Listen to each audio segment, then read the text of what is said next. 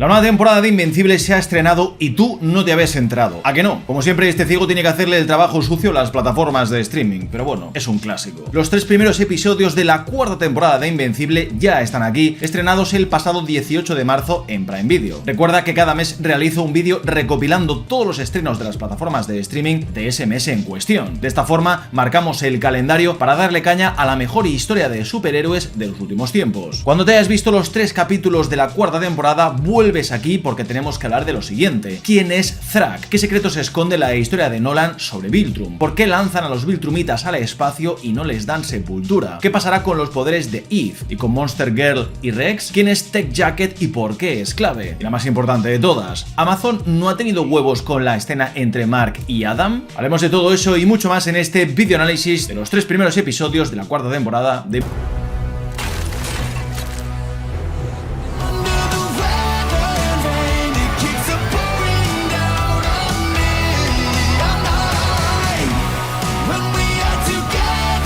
Muy buenas amigos, aquí vuestro maestro, ¿qué tal? ¿Cómo estáis? Espero que estéis bien, que estéis a gusto y que estéis preparados para mi análisis de la 4ª temporada de...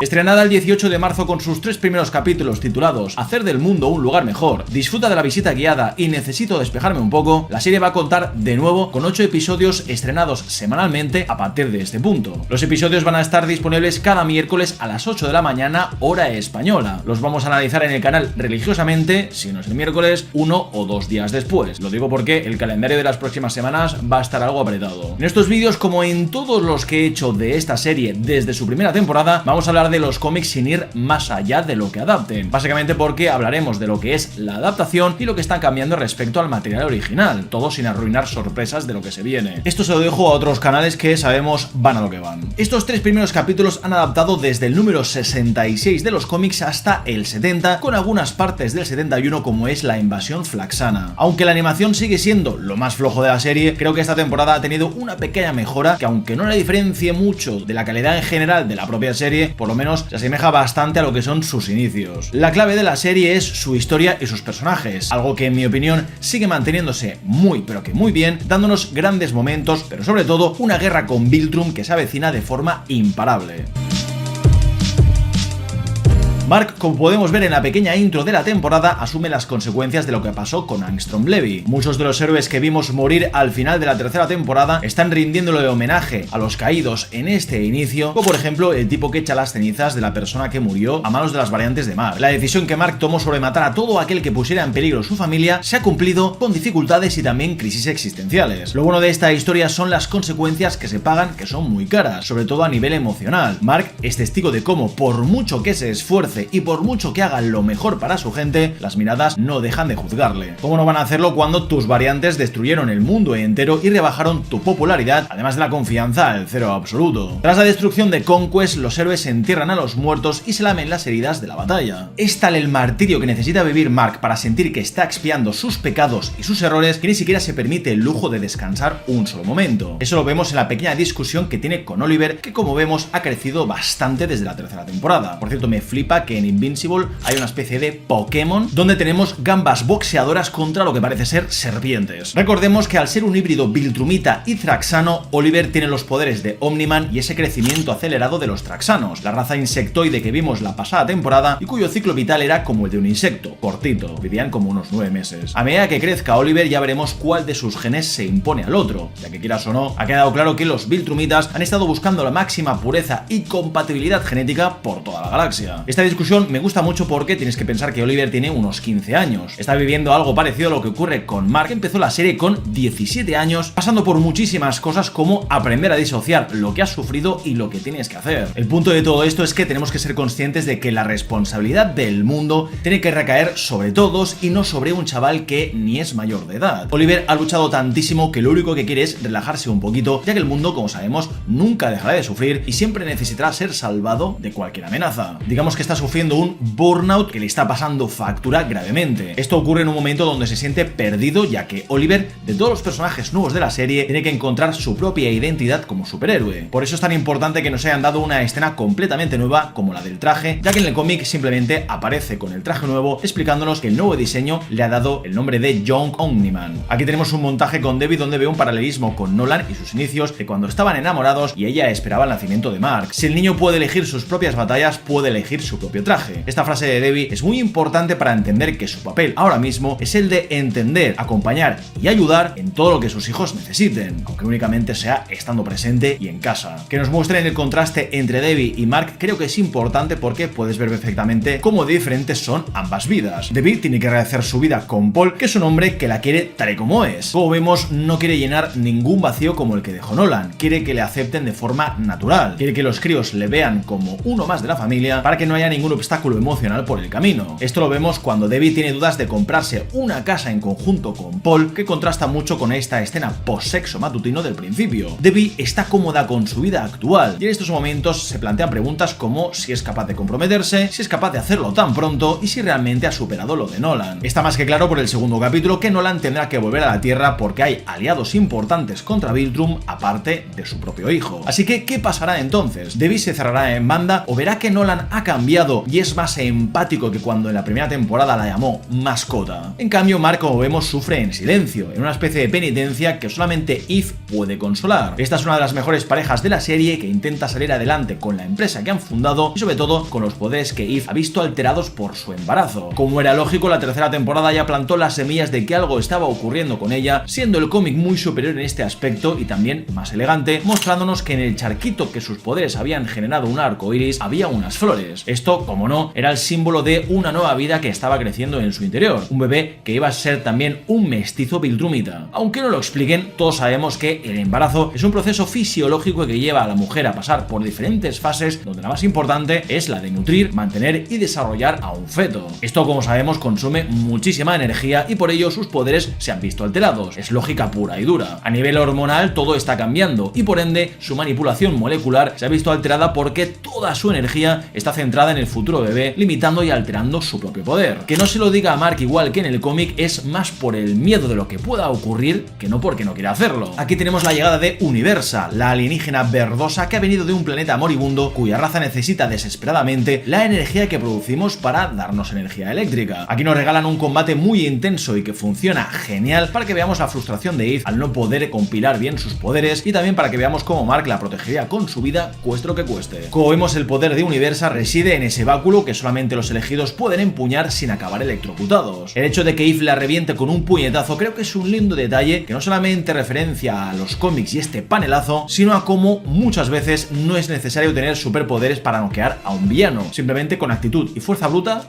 ya está hecho. Esta clase de vida es un absoluto caos y ahora mismo traer un hijo al mundo que sabemos constantemente está siendo atacado o en la mierda, pues no será algo sencillo. Esto volverá a Eve más vulnerable de lo que ya es, convirtiéndola en el blanco de los enemigos de Mark, que la usarán a ella y al bebé para chantajearle o lo que es peor, para matarles. Aunque el suceso funciona de la misma forma que en la serie, en el cómic esto ocurre antes de la invasión de los Sequits y los Flaxanos. Esto lleva a que Eve le oculte la verdad a Mark porque no sabe cómo decírselo y también por el miedo que siente. Esto no me preocupa ni me molesta, porque eso nos llevará a la misma resolución con otro tipo de conflicto. Mark se ha vuelto muy peligroso y, como siempre, ve cómo la vida le planta conflictos donde tiene que tomar decisiones muy complicadas. Una de ellas la vemos con Dinosaurus, quien se presenta con un diálogo magnífico que para mí mejora lo del cómic. En el cómic, Invincible está recogiendo escombros de la ciudad y es sorprendido por el T-Rex que quiere evitar la recuperación mundial. En la serie, en cambio, Mark cae en una trampa y creo que me mola más porque le da más rollo antagonista, a pesar de que sea en este punto muy minoritario. Como vemos, al más puro estilo Bruce Banner y Hulk o Jekyll y Mr. Hyde, Dinosaurus es un hombre que se transforma y es controlado por su alter ego, un alter ego bastante ecologista. Su propósito es el de evitar la recuperación planetaria, al menos de los humanos, ya que todas las muertes y devastación de las últimas semanas van a ayudar a que la Tierra sufra menos abuso por parte de una raza sin control como es la humana. Dinosaurus es un gran personaje, o sea, ojalá salga más en esta temporada o en la siguiente, que por cierto ya ha sido confirmada y ya está en producción, estrenándose en teoría el año que viene, más o menos por estas fechas. Anda, mi madre, pues yo no sabía eso. Otro enemigo que pone en jaque a Mark son los Sequits, que tras llegar a la Tierra de la misma forma que ha ocurrido con Rex, regurgitados por Rush, el astronauta de la primera temporada, volvemos a ver cómo necesitan huéspedes para expandir su plaga. Esto nos ha llevado a varias escenas de acción que no están mal, pero lo que es la animación es bastante normalita. Pero bueno, tampoco me quiero poner técnico ni quisquilloso a estas alturas, o sea, a mí la serie me encanta y esto pues es lo que hay. Cecil y la GDA, como no podía ser de otra manera, se preparan contra las amenazas que han asolado el mundo y en este caso disponen de un aparato sónico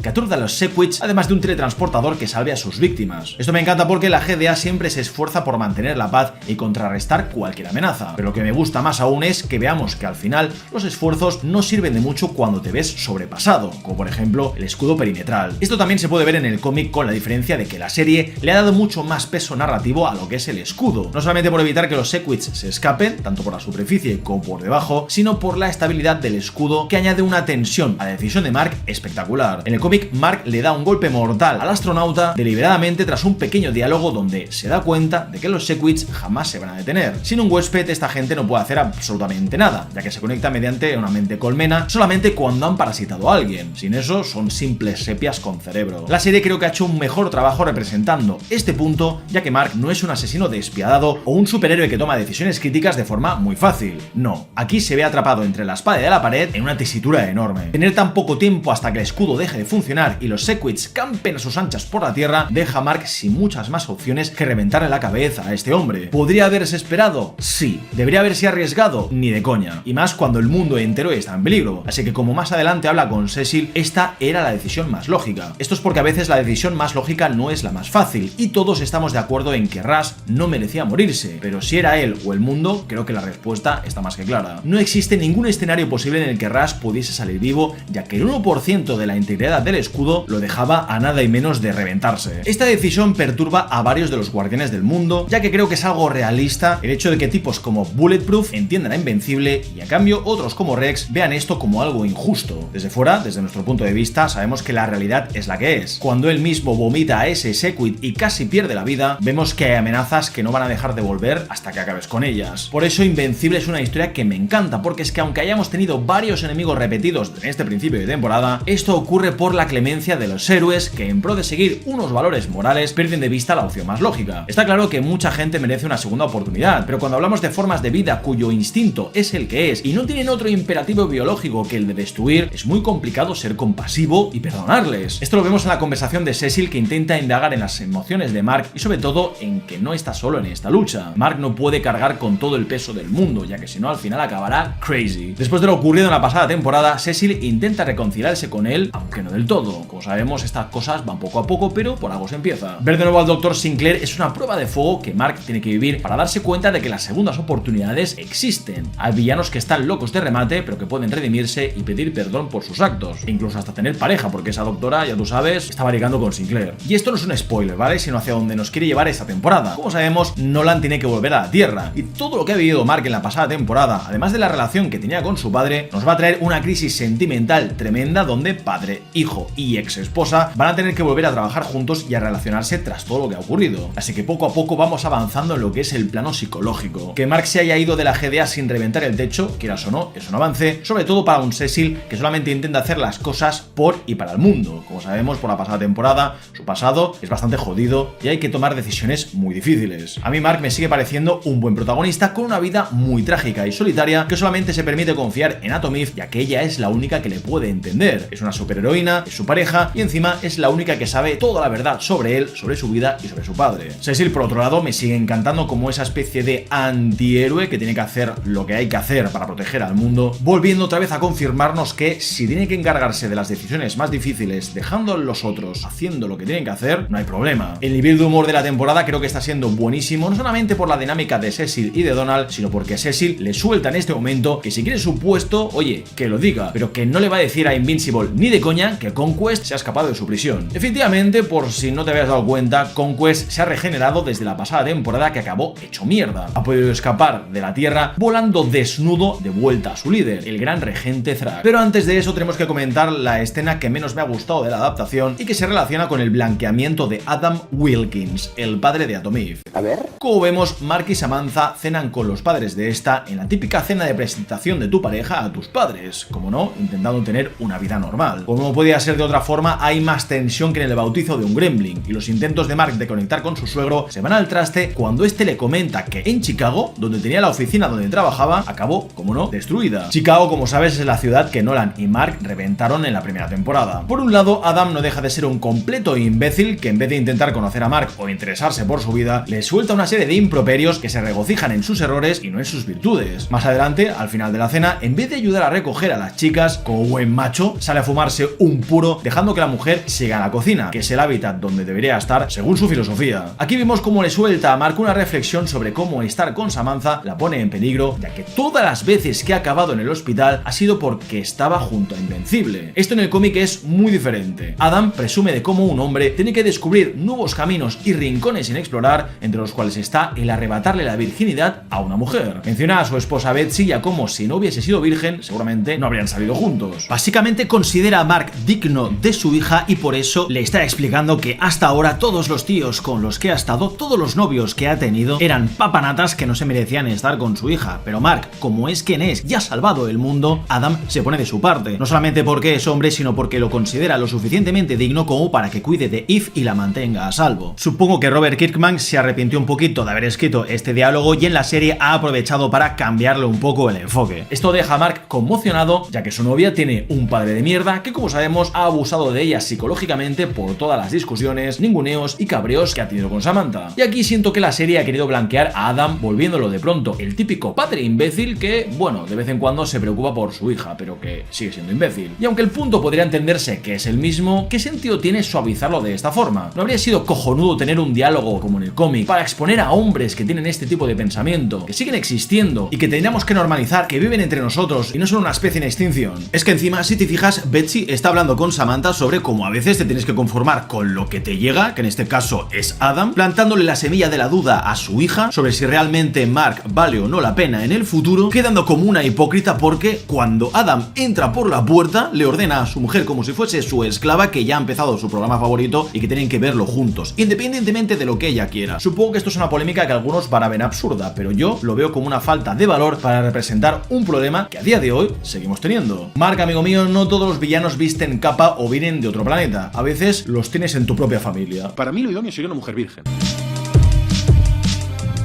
El episodio 2 puede ser uno de los mejores de la serie por cómo el dúo de Allen y Nolan es increíble. La seriedad de uno con la positividad y el buen rollo del otro, hostia, equilibra muy bien lo que es la balanza del capítulo y de este dúo. Aquí Nolan nos cuenta la historia de cómo Viltrum perdió el 99,9% de su población por el virus llamado el azote, un virus creado y propagado por Thaddeus, quien es apodado como el traidor por un doble homicidio a su raza. Primero por asesinar al emperador Argal y luego por aniquilar a los Viltrumitas con el virus. Esto me flipa porque en un imperio conquistador como es el de Viltrum, veo lógico que alguien no esté del todo bien con su modus operandi. Que sí, que los Viltrumitas han ayudado a muchos planetas a prosperar, ya que no acaben en la nada misma, pero oye, ¿cuál es el precio a pagar? Al igual que los Saiyajins en Dragon Ball o los Kryptonianos en Superman, Robert Kirkman diseñó a los Viltrumitas como una variante que, además de ser los más poderosos de este universo, tienen puntos muy débiles. Una de esas debilidades, sin dudas, es su orgullo, cosa que vemos en el flashback. Este flashback ha sido increíble, o sea, vemos a Nolan entrenando a jóvenes cadetes, luchando después contra sus propios padres en una especie de bautizo por convertirse en un adulto. Estos dos momentos son básicamente para que veamos cómo Viltrum es parecido a Esparta. Solo los recios y solo los fuertes sobreviven. Los débiles, en cambio, son sepultados y destruidos para no empañar a la raza. La Gran Purga ocurrió tras el asesinato de Argal, quien sabemos unió a Viltrum y le dio un objetivo como es el Imperio. El caso está en que ese vacío de poder que dejó su muerte llevó a Viltrum a la Gran Purga que vimos en la primera temporada, aniquilando a los más débiles para que los más fuertes se convirtieran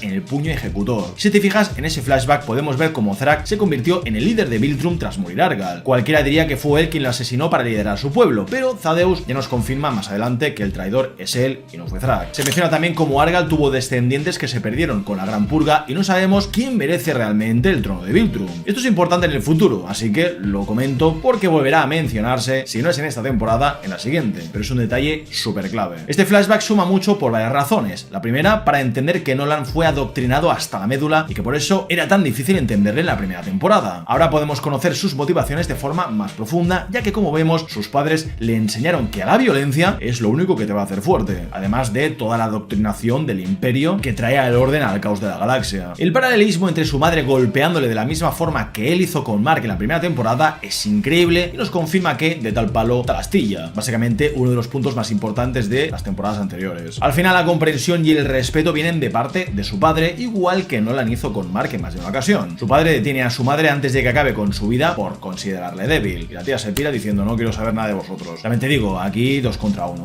no es muy justo que digamos, pero bueno, tampoco me quejo. La forma en la que Nolan enseña a esos jóvenes viltrumitas que tienen que aprender que para ser útiles para el Imperio tienen que ser fuertes y no mostrar debilidad, nos confirma que la sociedad viltrumita no tiene piedad ni con los niños. Todo esto es nuevo y me flipa. El parecido que tiene Nolan con su padre es brutal, o sea, no solo por la nariz ni tampoco el bigote, o sea, por la propia fisiología. Encima, este Nolan joven es como un Mark con un semblante más decidido y una actitud mucho más ruda. Tras ser elegido como soldado en su próxima misión de conquista, el virus azota a Viltrum y el Imperio tiene que evitar a toda costa que la galaxia conozca ese punto débil tan crítico, si no, todo ese respeto que tienen hacia ellos se va al traste. Matando incluso a sus propios esclavos, Viltrum termina diezmado con miles de millones de muertos, de los cuales unos pocos terminan sobreviviendo al virus tras haber desarrollado una inmunidad completamente natural. Es como quien se recupera de un constipado. Pura probabilidad genética. Nolan es uno de estos supervivientes que nos confirma que no solamente es uno de los más fuertes, sino también de los más veteranos. Este virus, para los que han sobrevivido, ha rebajado resistencia y regeneración, implicando una debilitación enorme en su poder. Me flipa que hayan clavado el panel de Conquest siendo reventado por los Ragnars en esa clase de detalles que la serie ha diseñado para los que hemos leído los cómics, y los que no, para que lo flipen. Aunque la serie no lo explique, yo sí lo voy a hacer. ¿Por qué no han enterrado o quemado a los viltrumitas que han muerto por el virus? Aquí cualquiera diría, son tan resistentes que ni el fuego los quemaría. Pero no es así. La respuesta está más alineada con la filosofía de Viltrum. Completamente desolado por el virus, el planeta y su anillo de cadáveres es un tributo a los caídos, pero también es un recordatorio de todo lo que se ha sacrificado para continuar con la búsqueda del dominio interplanetario. Y esto es algo parecido a lo que Thrak le dice a Conquest cuando escapa de la Tierra y se arrastra avergonzado delante de su señor. No premiaré el fracaso. Esta gente solo ve una respuesta en la fuerza y en la violencia, en cómo el poder sirve para demostrarle al resto que únicamente a través del puño y la disciplina consigues llegar a lo más alto, consigues poner orden en el caos. Aún así, lo que está por encima de todo esto es la muerte, que no es algo de lo que haya que avergonzarse, sino algo de lo que sentirse orgulloso. No reventar a Conquest en este momento no es por compasión, sino que es un castigo. Matar a Conquest sería darle un descanso que no se merece, sería premiar su fracaso con una finalización de sus funciones. Así que lo mejor será seguir utilizándolo a su conveniencia para que viva con la vergüenza de haber perdido ante un mestizo como es Mark y a su novia bruja Atomif. De esta forma entendemos que el anillo de cadáveres viltrumita le recuerda a su raza que son débiles por no haber resistido el virus y también de que tienen que seguir expandiéndose por el universo porque sus enemigos quieren acabar con ellos. Thrak me parece que es un personaje que va a ser increíble y los que no le conocéis vais a flipar con él. La voz de Lee Pace, que te sonará por ser el emperador de la serie Fundación de Apple TV, creo que le va como anillo al dedo. Si te fijas, a su lado tienes a Anissa y a Greg como los soldados de confianza del gran regente. Volviendo a la trama de Allen y Nolan, vemos que se reencuentran con Telia, que acojonada le dispara a Nolan despelotándole, igual que en el cómic, dejándonos el mejor outfit de la historia que nunca voy a entender por qué se cambió por esa mierda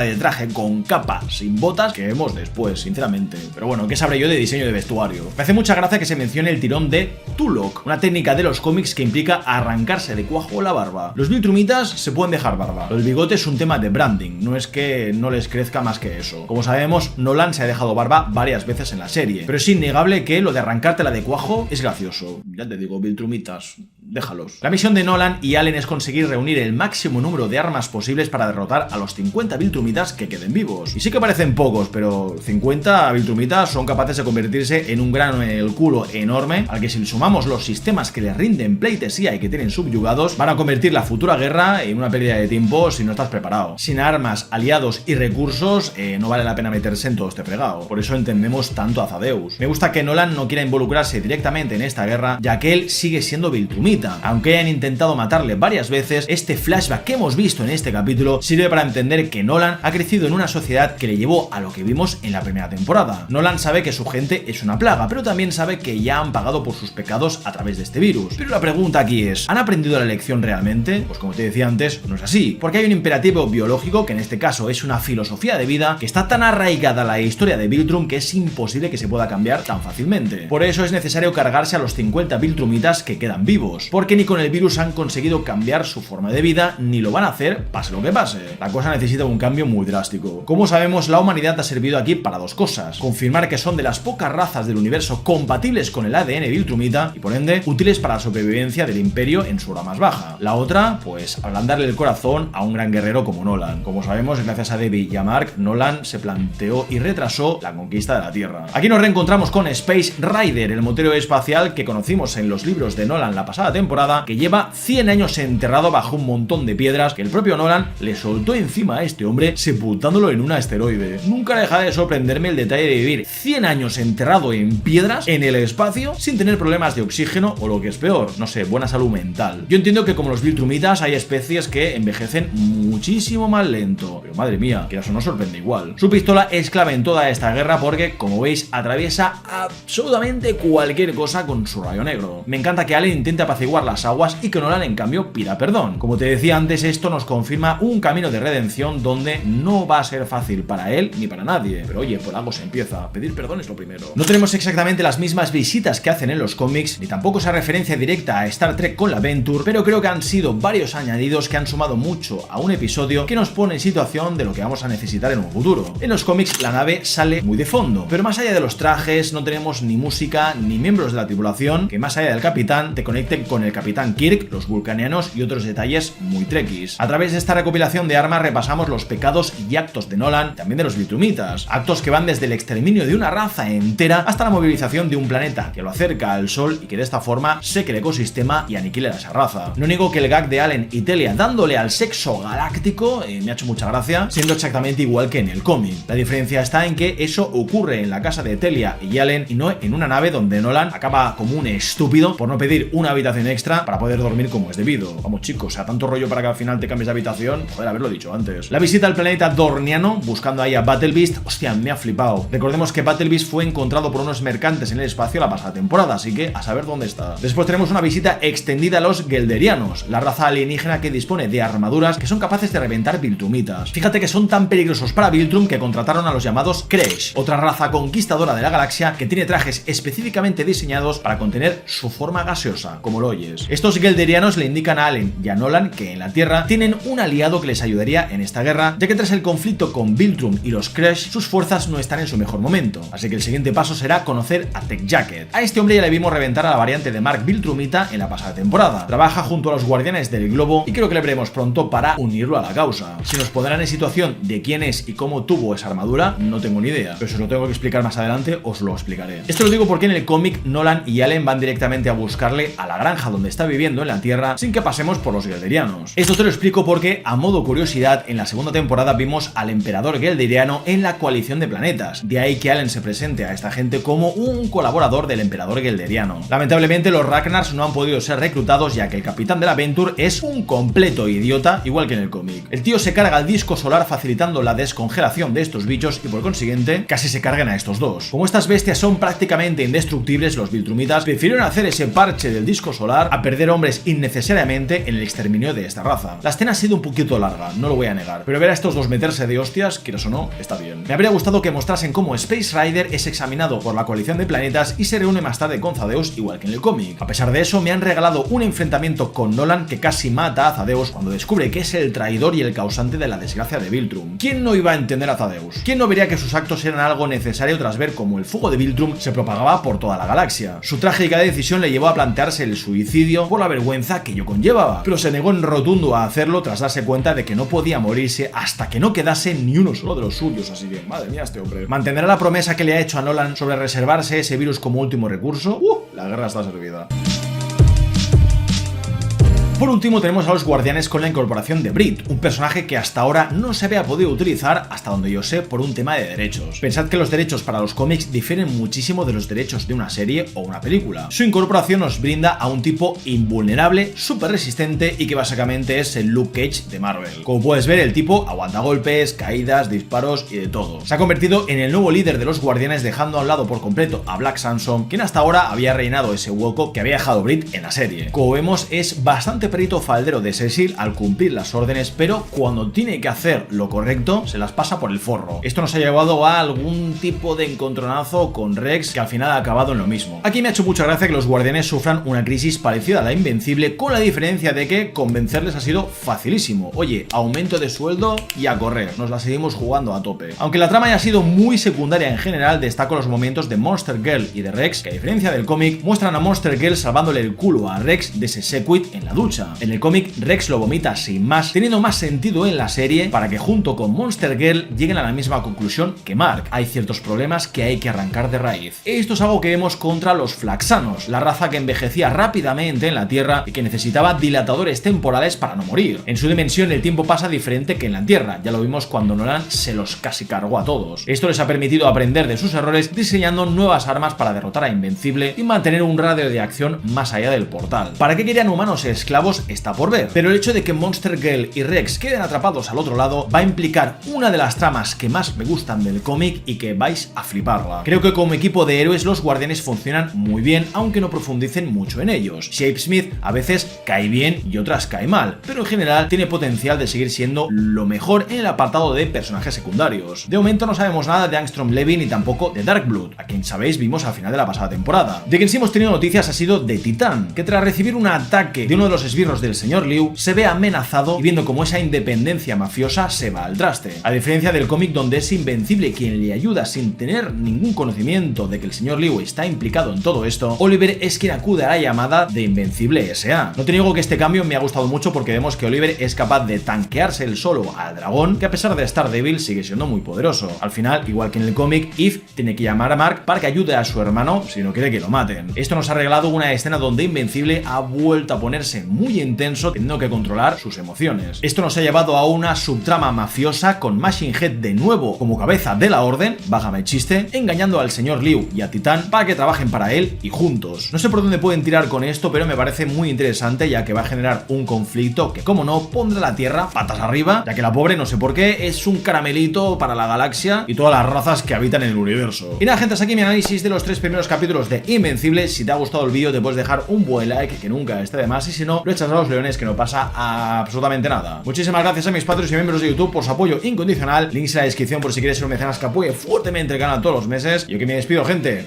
Un beso enorme, cuídate mucho, nos vemos, como no, en el siguiente.